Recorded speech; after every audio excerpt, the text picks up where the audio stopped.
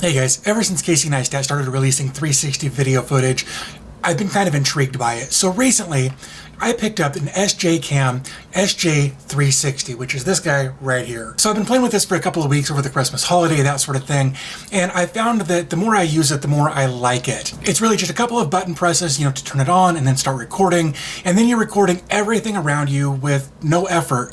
You don't have to focus on, am I pointing my camera the right way, or am I getting the right image or whatever? Because of course there is a camera lens on both sides, and each lens has about 180 degrees of capture. You're really going to get a full 360 degree capture without having to worry about where you're pointed. So while there's really no screen on here, there's this little one right here, but that's more to kind of show you what functions you're in, that sort of thing. There's no actual display on it to see your footage or anything like that.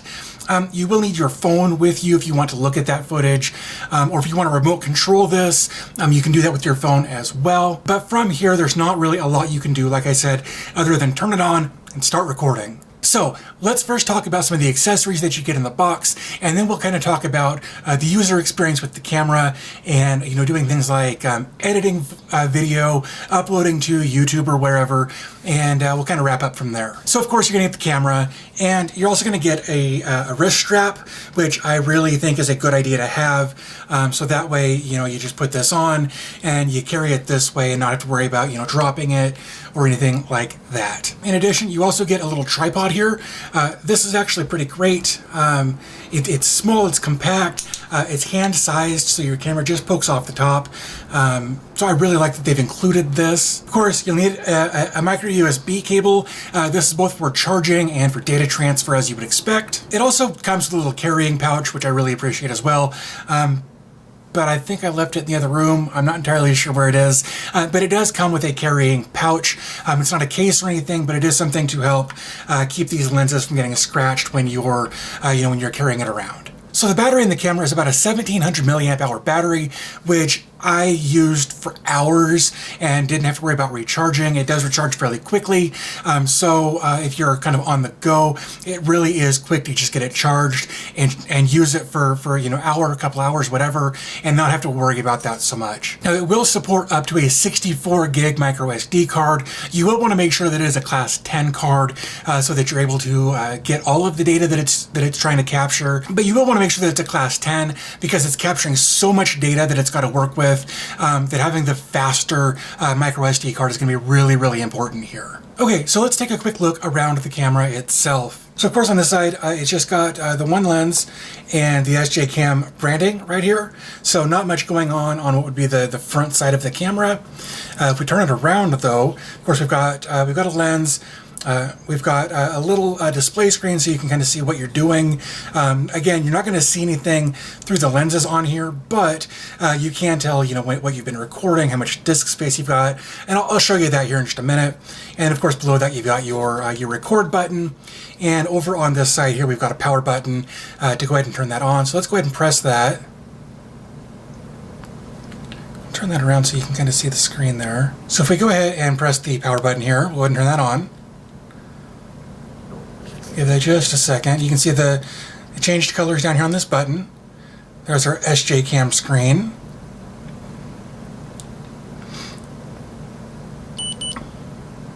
And then it wants to connect via Wi-Fi, so that's good. You can actually turn that off, but I find it fairly convenient to have on. Of course, it does slow down the boot time, so that's something to keep in mind as well. So of course, now if we start up here, we can see that the Wi-Fi is on. We've got a 1920 by 960 resolution. It's in video mode. You can change that to picture mode if you'd like. What your recording time presently is, your battery usage down here in the bottom corner, and over here you can see how much disk space we've got available to us. And then if we just want to start recording, we just press the button. So here we are, we're recording in 360 right now. And again, it doesn't really matter which direction I hold it. This is recording everything around me. Okay, so also with the power button on here, I guess it's also a multi-function button. Yes, I should mention that. So if I press that, now we're in picture mode. Wi-Fi either on or off. We'll go ahead and let that, on. Now Wi-Fi is off. in picture mode, Wi-Fi settings. You can go in and change some of the settings, that sort of thing. So there's quite a few different settings in here that you can adjust. So anyway, that's pretty much everything on the camera. Again, there is an app that you can use to control it remotely and actually see what you're recording, and that's actually all pretty self-explanatory once you get the app on your phone. Now, there is also an app for the PC that you can use to actually view the footage, but I will say that app isn't great.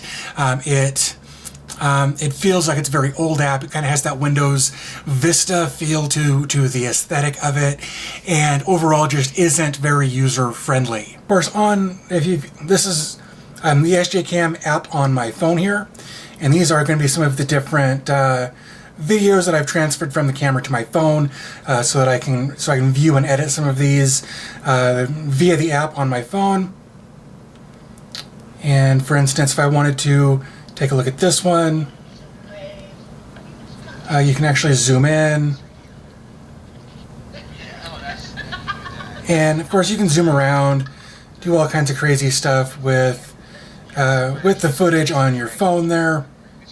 And it really does make it very, very easy to see everything that you've got going on in any of your videos via the app on your phone. So one thing to keep in mind is that in order to get the full 360 experience when you upload these videos to your different social medias, you will have to go through the app, whether it's on your desktop or your phone. Again, I really do recommend using the phone app.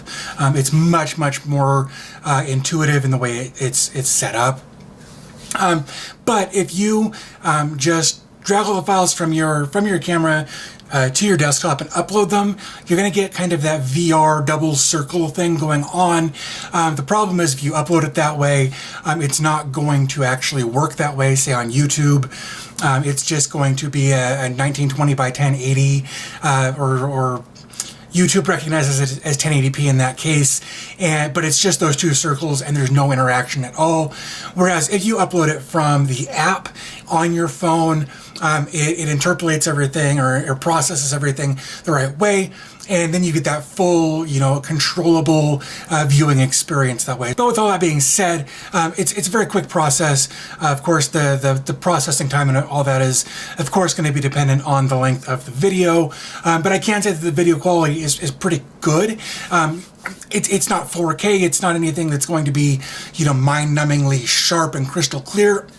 But it's good. If you wanted to use something like this for family events or concerts or marches or protests or anything where you wanted to capture a full range view of everything going on and not miss anything, then this is a very, very cool camera to do just that for you.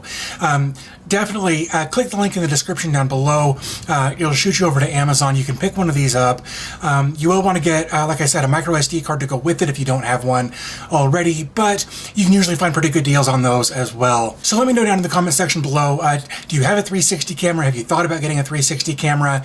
What kind of things do you want in a 360 camera? I'd love to talk to you about all of that again in the comment section down below, but I think I'm going to go ahead and wrap it up there. Thanks so much for your time. I always appreciate your support, and I'll talk to you in the next one.